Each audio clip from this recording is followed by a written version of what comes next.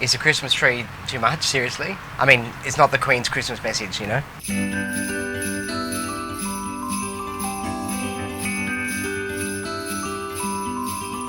When I go outside, I want it white, cold and gray skies feel like winter for me. Oh, I love California, I need to feel the freeze. I just want... Okay, so it's an ice skating rink in a shopping mall. There is nothing cold or white about Christmas in Australia.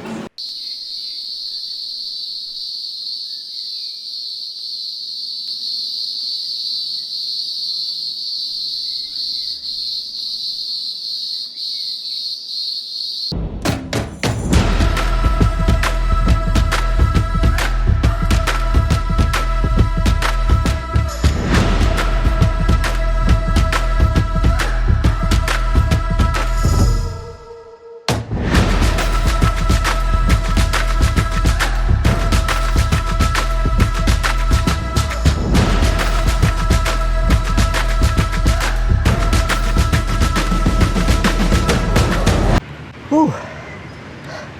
So as the Northern Hemisphere shivers in a quintessential Christmas snow, ice and cold, sipping eggnog by an open fire, well, in Australia it is very literally on fire, unfortunately. You see, it's not even 10 AM yet and it's already almost 40 degrees Celsius here. So I always planned to make a video about an Australian Christmas this year. This was always my plan this December.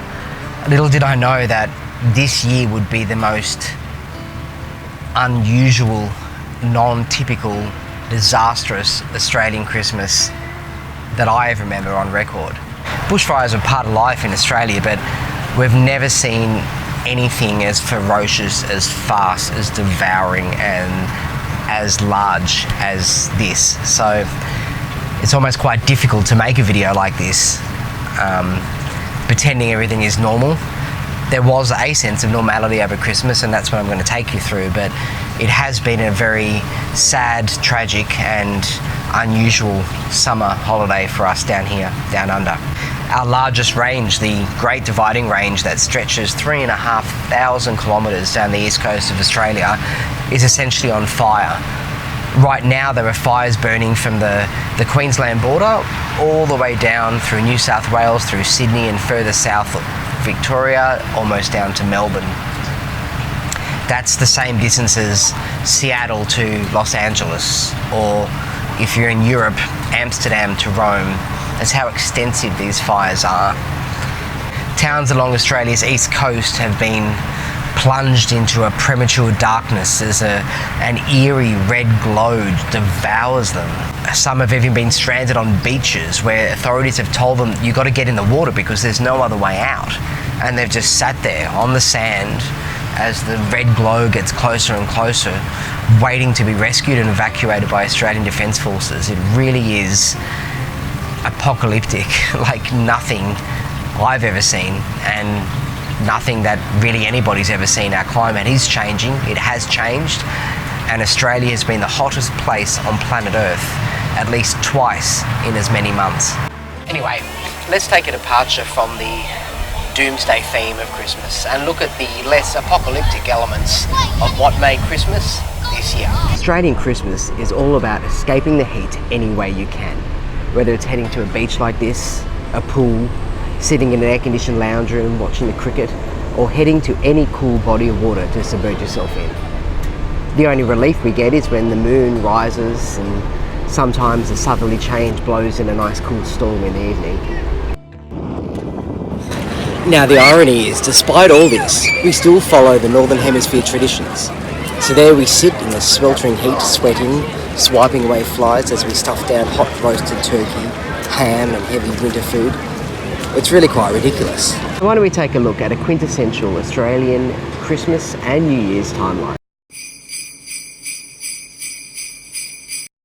Christmas Eve, I guess, is a reflection, if nothing else. And I think it's probably when, even if you're not a churchgoer or not a religious person, even Australians do become sentimental and traditional. Some go to St Mary's Cathedral, one of the largest churches in the country, an old cathedral in the middle of Sydney, to the midnight mass and enjoy the tradition and company of people. Otherwise, it's about the Christmas carols that are cheesy, slightly plastic, but somewhat endearing, that are beamed to us through our TV screens as Australian performers we know well get up and sing the usual Christmas carols, interspersed by hosts making cheesy jokes and Santa appearing at some point throughout the night. And then when the camera starts to pan and zoom in on sleeping babies that are dozing off in the arms of candlelit mothers, that's our cue to put our own kids to bed and get ready for the coming of Santa, of course.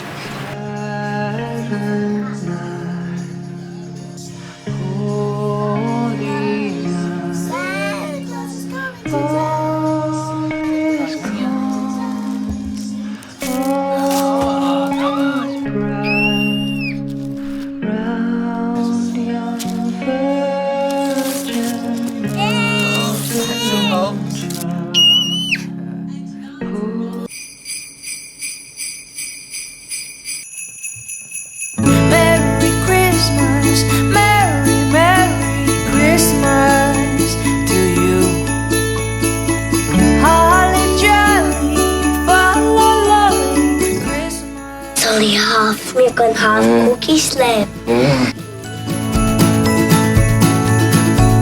The holidays are once again a partner, taking it all in.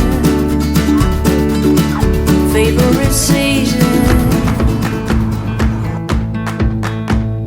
Head for the sun, follow your footsteps, edge of the world, right to your doorstep home.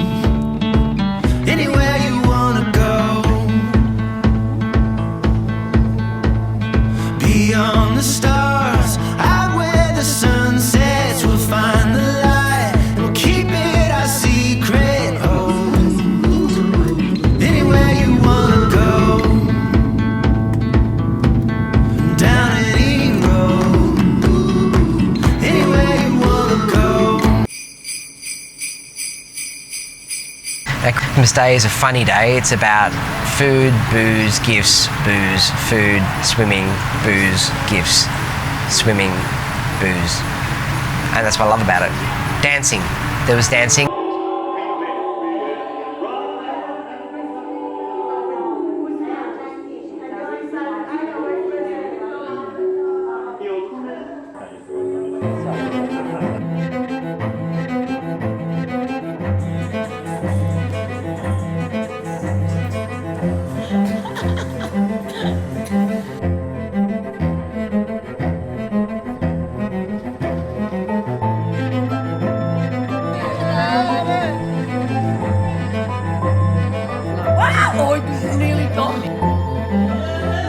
Forgot to mention, an Australian Christmas is also a Filipino Christmas. And when you're married to a Filipino, karaoke reigns. Doesn't matter what time of the day or night or whatever it is, karaoke is always part of the celebration. They take that shit seriously.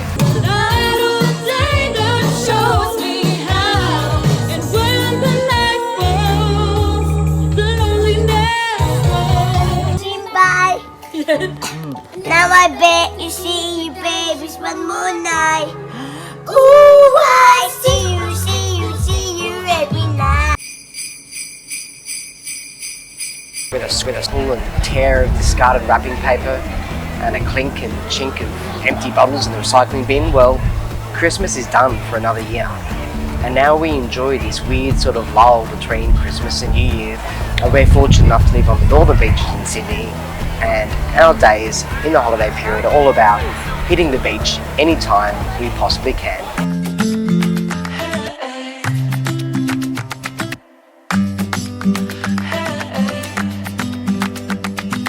Sunset burning on the golden shore. Never seen a view like this before. The stars, they shine like diamonds in your eyes. Black dress on you got me hypnotized. Now when it's a hot day like this, or a scorcher, as we say down under, the classic go-to is a lemonade icy pole. This shit is just refreshment on a stick. And then of course comes New Year's Eve. Now New Year's Eve is a funny night because not only are we almost forced to reflect on the year that was, and we think about, where was I this time last year or 2 years ago, and how has my life progressed since then? Is it better? Is it worse? What's my circumstance like? What are my plans for the next year? It can almost be a bit depressing. And besides that, there's also the immense pressure to have an amazing night. Sydney though is famous for New Year's Eve, and despite the tragedy in Australia and bushfires burning all around, the Sydney New Year's Eve fireworks still went ahead. A lot of the regional ones were cancelled due to fire bans and everything else, but the harbour still lit up as usual, and we did our best to celebrate and see in the new year. Well, this is where it's at. Sydney Harbour, the Opera House, the Harbour Bridge. This here is the absolute epicentre of New Year's Eve. We've got the jagged sails of the Opera House, and the stretching steel spine of the Harbour Bridge behind me, which are both perfect elements to light up in explosion of colour and sound. And this really is an absolute buzz on New Year's Eve.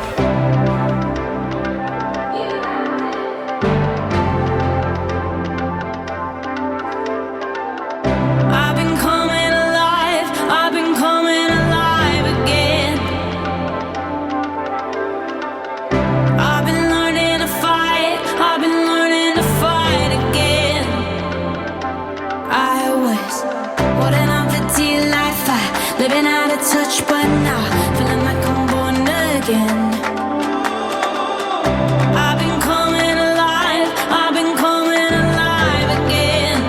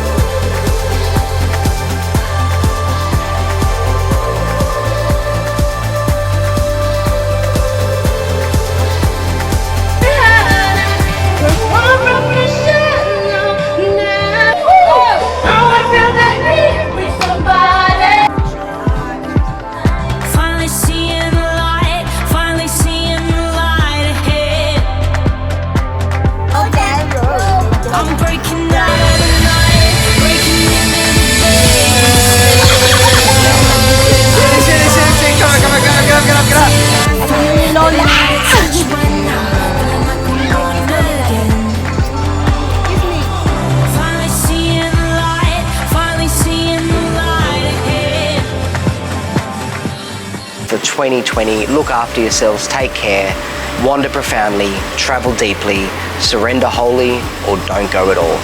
Take the road less travelled. What do you like most about Christmas this year? Me? Yeah. No, Mummy. Santa give me new toys. Which toys?